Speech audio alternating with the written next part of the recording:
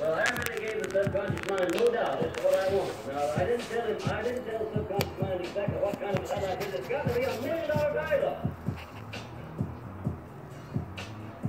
I went to bed when I had charged my subconscious mind until I reached that psychological moment where I knew it was going to produce what I wanted. And if I hadn't have gotten to that point, I'd have been up there still sitting on the side of that bed, talking to my subconscious.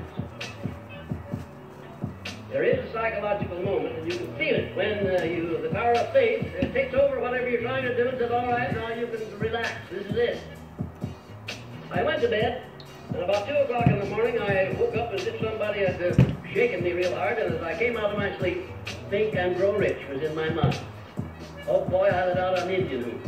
I jumped to my typewriter and wrote it down, and I grabbed the telephone and I called the publisher. He said, what's the matter? Call for night about 2:30 in the morning for this time.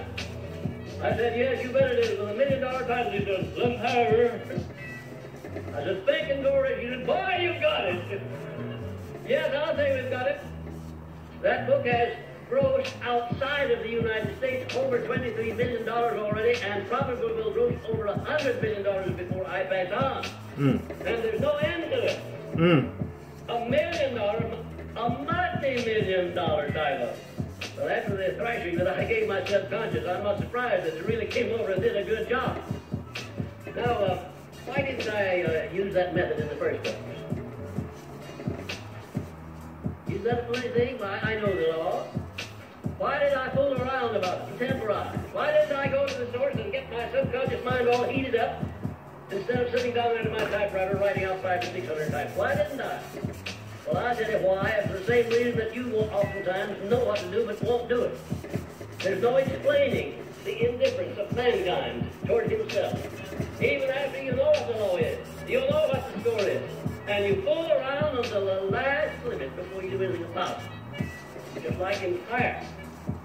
Fool around about prayer until the time of need comes, and then you're scared to death, and of course you don't get any results from prayer. If you want to have results from prayer, you condition your mind so that your life is a prayer, day in and day out, every minute of your life. A constant prayer. Because it's based upon belief. Belief in your dignity and your right, that you need an infinite intelligence and to have the things that you need in this world. And so it is with this human mind. You've got to condition the mind as you go along from day to day, so that when any emergency arises, you'll be right there ready to deal with it. Also, the deficit of purpose induces one to budget one's time and to plan day-to-day endeavors which lead to the attainment of one's major purpose. If you would sit down and put out an hour-by-hour account of the actual work that you do in each day for 1 week, and then an hour-by-hour account of the time that you waste that you could devote to anything you wanted, if you wanted to, badly enough, you're going to get one of the shocks of your life. We're not patient. You only have 3 hours, about 8 hours to sleep, about 8 hours to earn a living, and have 8 hours of free time that you can do anything that you want to with here in this country where we live. And then, deficit of purpose makes one more alert in recognizing opportunities related to the object of one's major purpose, and it inspires the courage to embrace and act upon those opportunities.